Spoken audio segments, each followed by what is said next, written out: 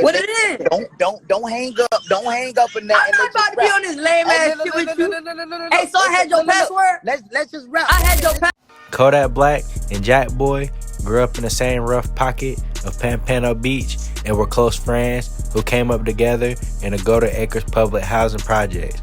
Like many friendships in rap, their relationship eventually soured and turned into a public feud. Born Dausin Octave, later changing his name to Bill Capri, Kodak was raised by his Haitian mother in the Golden Acres and has often spoken about the limited options he saw growing up. School expulsions, early arrests, and the choice between hustling or rapping. Jackboy, born Pierre Delancey in Haiti and raised in Pompano Beach after his family moved to South Florida when he was a child, shares that same Golden Acres origin story.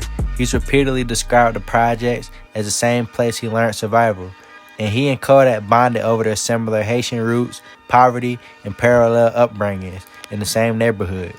Neither man came from an easy path before music. Kodak's teenage years included arrests, fights, and time in and out of trouble. Before he started recording in the local trap houses and gained traction with early viral tracks, Jackboy likewise drifted into the street life before music, provided a different route.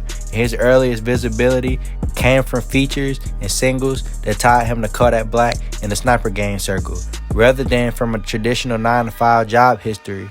Kodak's early breakout moments came from songs like No Flocking and later major hits such as Tunnel Vision, while Jackboy's profile rose with singles like a Million, which featured Kodak, and collaborations that leveraged their friendship and Kodak's clout. Kodak-Jackboy split didn't happen overnight. It's entangled with wider drama around Sniper Gang and NBA Youngboy. In 2019, Quando Rondo, an affiliate of NBA Youngboy, was filmed burning Sniper Gang merch on Instagram Live, a public disrespect that fueled long-running tension between the camps and helped seed friction across related artists.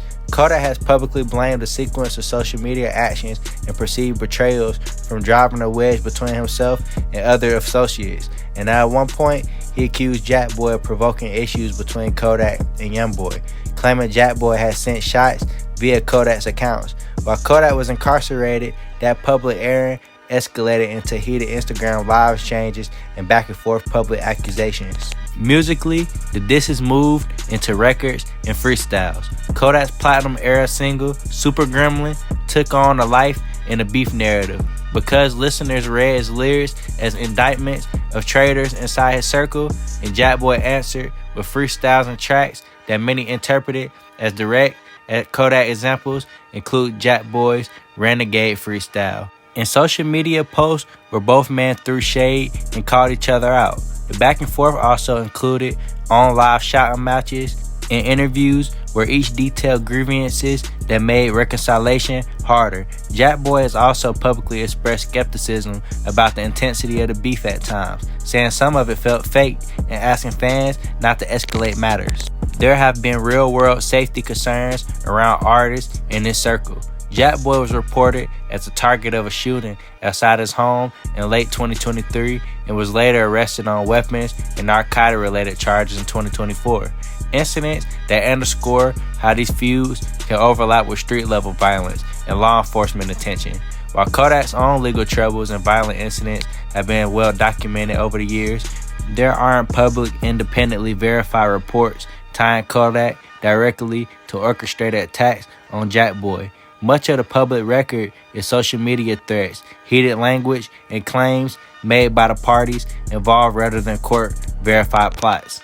In terms of reactions and motive, Kodak has framed some of his anger as stemming from betrayal, accusing former associates of disloyalty and even suggesting they undercut business or personal ties. While Jackboy has times downplayed the drama and indicated he didn't want the conflict to blow up the way it did, at other times, firing back musically or on live streams. Publicly, Jackboy has suggested Kodak's ire looked performative or fake at times, and he's alternated between answering tracks and urging fans not to inflate street confrontation.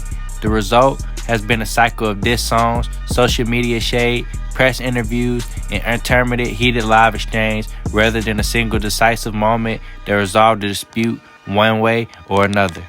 At the center of this story are two artists from the same neighborhood who rose together and then found themselves split by fame, alliances, and a small but dangerous set of slights amplified by social media.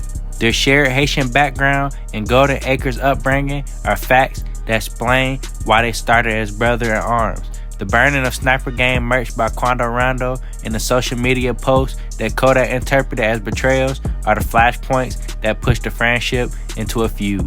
And both sides use music like live streams and interviews to air grievances, while occasional real-world violence and legal issues hover nearby.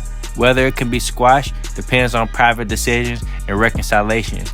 We haven't seen publicly, but both men oscillated between distancing, and at moments downplaying the fight. Kodak Black and Jackboy's story is a cautionary slice of modern rap. The same streets that forge lifelong bonds also feed rivalries. When money, influence, and outside alliances get involved, in this case, the beef is as much as about perceived loyalty and social media theater as it is about music.